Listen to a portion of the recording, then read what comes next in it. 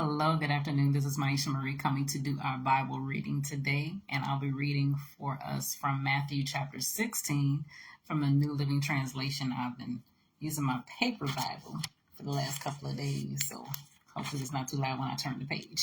But I hope you guys are doing well. One day the Pharisees and Sadducees came to test Jesus' claim by asking him to show them a miraculous sign from heaven. He replied, "You know the saying, red sky at night means fair weather tomorrow. Red sky in the morning means foul weather all day. You are good at reading the weather signs in the sky, but you can't read the obvious signs of the times. Only evil, faithless generation would ask for a miraculous sign, but the only sign I will give them is the sign of the prophet Jonah." Then Jesus left them and went away. Later, after they crossed to the other side of the lake, the disciples discovered they had forgotten to bring any food. "Watch out," Jesus warned them. "Beware of the yeast of the Pharisees and the Sadducees."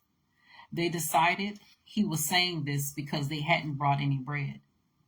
Jesus knew what they were thinking, so he said, "You have so little faith. Why are you worried about having no food? Won't you ever understand? Don't you remember the 5,000 I fed with 5 loaves and the baskets of food that were left over? Don't you remember the 4,000 I fed with 7 loaves with baskets of food left over? How could you even think I was talking about food?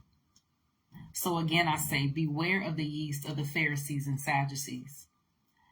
Then, at last, they understood that he wasn't speaking about yeast or bread, but about the false teaching of the Pharisees and Sadducees. When Jesus came to the region of Caesarea Philippi, he asked his disciples, "Who do people say the Son of Man is?" "Well," they replied, "some say John the Baptist, some say Elijah, and others say Jeremiah or one of the other prophets." Then he asked them, "Who do you say that I am?" Simon Peter answered, "You are the Messiah, the Son of the living God." Jesus replied, "You are blessed, Simon, son of John, because my Father in heaven has revealed this to you. You did not learn this from any human being.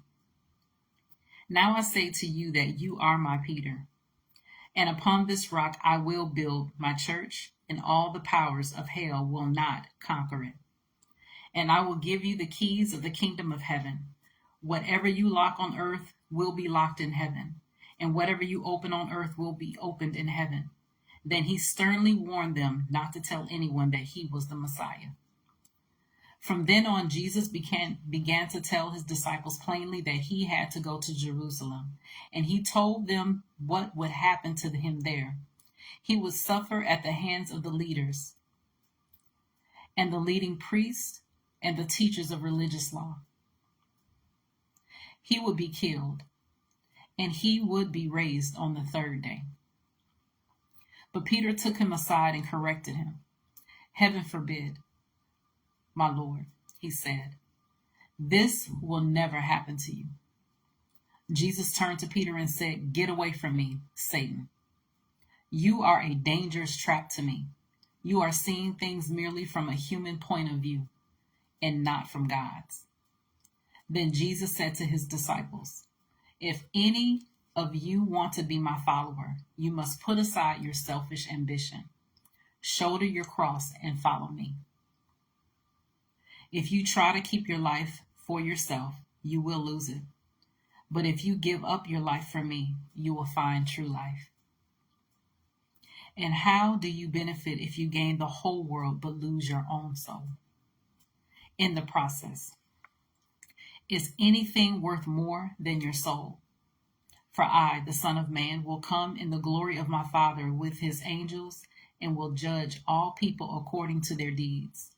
And I assure you that some of you standing here right now will not die before you see me, the Son of Man, coming in my kingdom." That was Matthew chapter 16 from the New Living Translation. I pray that the word is a blessing to you. I pray that it draws you closer to the Lord and that you continue to develop your relationship, your ear, and your sight to see and hear what the Spirit of the Lord is saying to you, the church. Take care. God bless.